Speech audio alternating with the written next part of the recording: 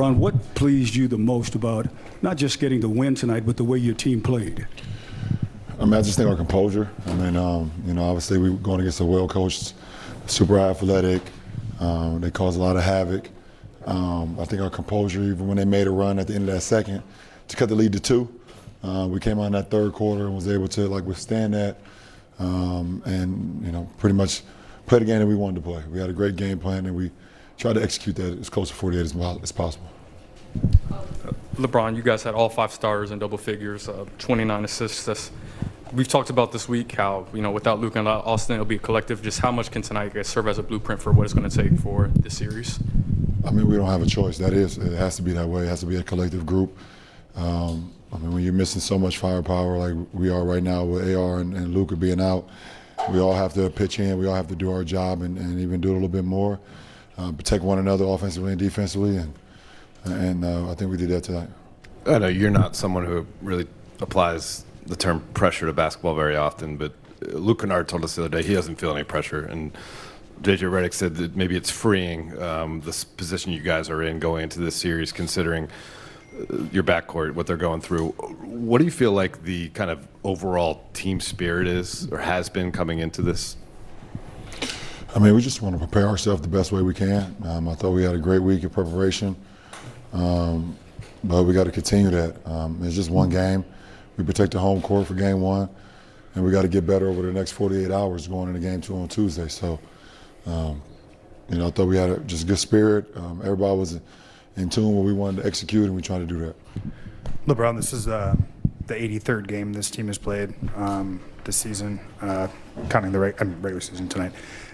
You guys have had to win a bunch of different ways. How do you think that benefited you guys as you enter a game like tonight, obviously missing your starting backcourt, but also, too, having prepped a very specific way for a Rockets team you ended up not seeing? No, I mean, listen, at the end of the day, we definitely prepared the best way we could coming into tonight's game. We understood the situation that we're going to be in, and we understand how our demographic of offensively, how we're going to play had to completely change.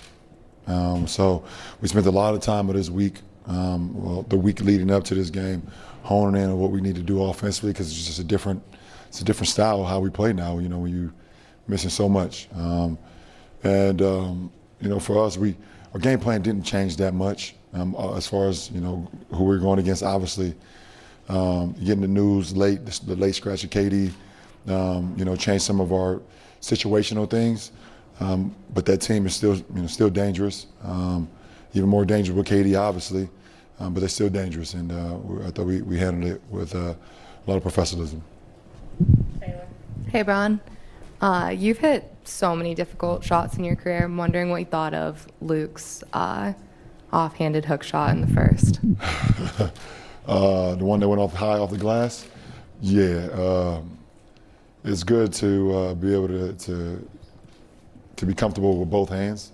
And him going across, that lane and going to his right hand, being able to kiss it high off that glass, it's a pretty cool to be able to do that.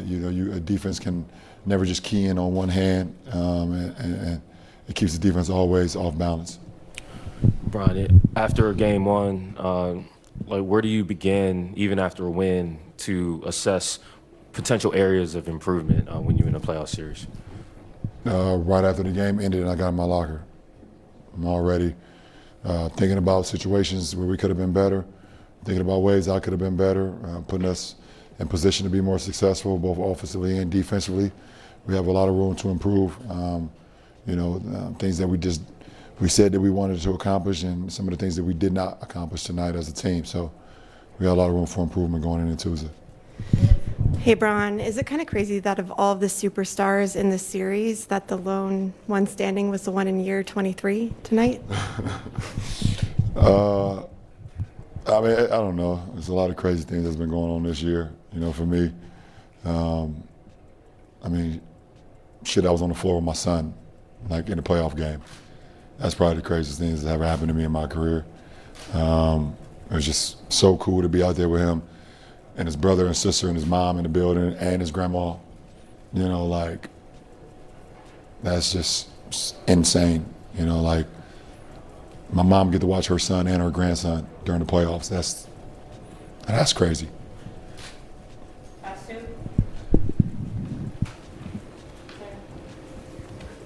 Speaking of Bronny, so obviously unprecedented on so many levels that you guys got to share the floor together in the playoffs tonight. Did you have a conversation with him at all before? Did you give him any fatherly advice, teammate advice going into this game? No, I mean, listen, we all prepared this week, including Bronny. But shit, just like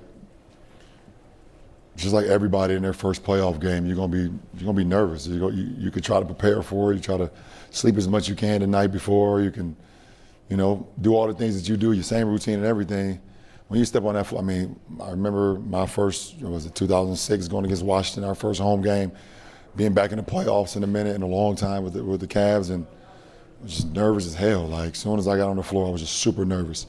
But once you get the kind of them jitters out, you get that first game under your belt, now you kind of know what to expect. So, yeah, I mean, he'll be better going into, the next time he get his number called. Hey, LeBron, setting the tone the way you did tonight as a facilitator, how important was that to the sustained success you all had offensively tonight?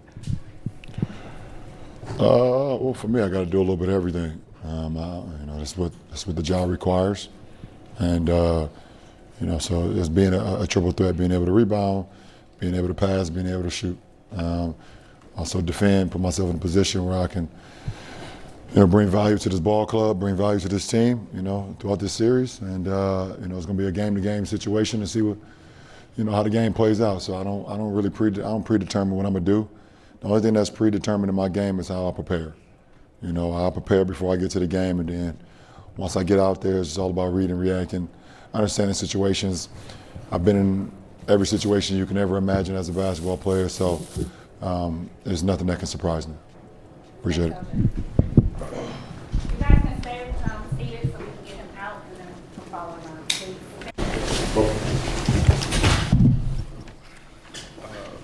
Marcus, first off, we talked about this, I think, at the end of the regular season, but for you, just how did it feel to be back playing playoff basketball after a few years of having to watch from home? Felt good. Definitely felt like a slight new feeling for me. Just getting back in that mentality, that zone, but definitely felt good to be back out there.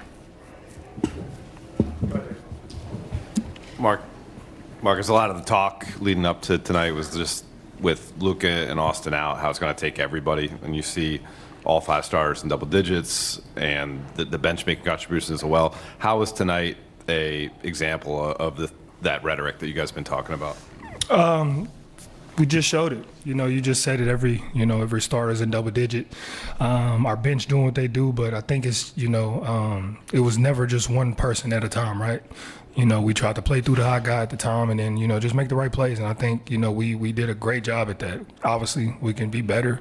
I think we had 21 turnovers. I had 5 of myself, but for me, to be able to play those positions with the guys out there, to have Luke take over, with some of the ball handling, have LeBron, I think that shows right there the collectiveness that we are together. Okay, what pleased you the most about the way your team played? Because in every game there's always ups and downs. But what pleased you the most about getting through those ups and downs? Just our ability to stay poised. You playing against a really good team out there who does a really good job of mucking up the game, and seeing who's the toughest team, right? And it got a little chippy out there, a couple technicals called, and I think for me and for this team to be able to stay as poised as we did, I think that was the part for me that really stood out and was like, okay, I think we're ready, and it's going to be a good one, and as long as we can continue to do that, I think we'll be in good shape. Hello. Over here. Hi. I was just talking to one of the guys who hadn't been in the playoffs before, and he said he was really nervous going on the court. Coach keeps talking about you as, veteran presence, guys showing guys what to do. How much of that is individual, you pulling guys aside, and how much of it is like collective just in the room? A lot of it's pulling them guys to the side. Ironically, a lot of the guys are actually pulling me to the side, right? Asking me questions. And, they want to learn. And that's something about this young group that the guys that are on that bench that, haven't been in the playoffs. I think that right there shows, the work that we put in as a team, the trust that they have in me as a vet to be able to lead them in that way, right? So, it's definitely been a little bit of both, but definitely the guys have been on their own doing it, pulling me aside. So I commend them for that. What kinds of questions? So is it like specific X and O stuff, or is it more just like, how do I do this kind of thing? It's a little bit of everything, but mostly on the defensive end. The reads that I see, the plays that I make, and basically how do I guard guys? I'm not considered a great defender. How can I, They're not. Yeah, that's what they're saying to me. They're not considered a great defender, so they're trying to get little tips to figure out how to play defense, right? So I'm just trying to do my best to not only show by example, but also teach them and verbally, right? Hey, Marcus, not trying to get too far ahead of anything. It's only one game, but I remember back in 2018, you was with a shorthanded team as far as stars go. Gordon wasn't there the whole season. Kyrie was there, but he didn't play in the playoffs with y'all. That was a conference finals run for that team. Like, what can you take from that experience to what this team is going through, at least to start this postseason? Resiliency. That 18 team, we were resilient. We were, no matter who we had on the floor, we're going to make sure we go out there and give it everything we had. And we're in the same scenario here. Our two best players get hurt, right? And we got to show how resilient we are, especially against a team that's going to come out and make you prove it. So I think that right there is the equivalent of that 18 season that I had and the ability to be able to bounce back under this adversity that we're going through. And that's what makes this team dangerous. Marcus, earlier in the season, you talked about what it was like to be on this side with LeBron after all your battles through the years.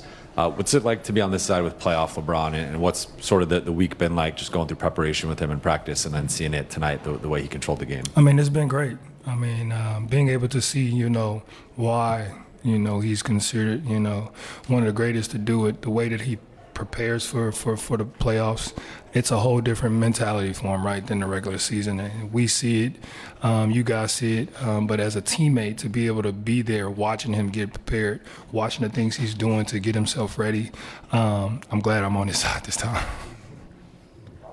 Hey, Marcus, you had a bunch of straight line drives to go along with the 8 assists. You led the team in free throw attempts. How much do you feel like it's your responsibility to be someone that goes at their on-ball pressure with force, counters it with force? It's important for me, especially without, the two guys, Luka and Austin. We're short on, ball handlers and guys who can create not just for themselves but for others, right? So, the team, they lean on me a lot for that, and just to be able to do it. So constantly my teammates, coaching staff is telling me be aggressive, either that's for you or for your teammates, but continue to be aggressive.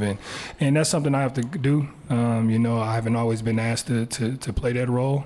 And I think that's what makes me unique. I'm a Swiss Army knife, so kind of do a little bit of everything. So hopefully we can keep it up, and hopefully I can continue to stay in that mentality and that mode.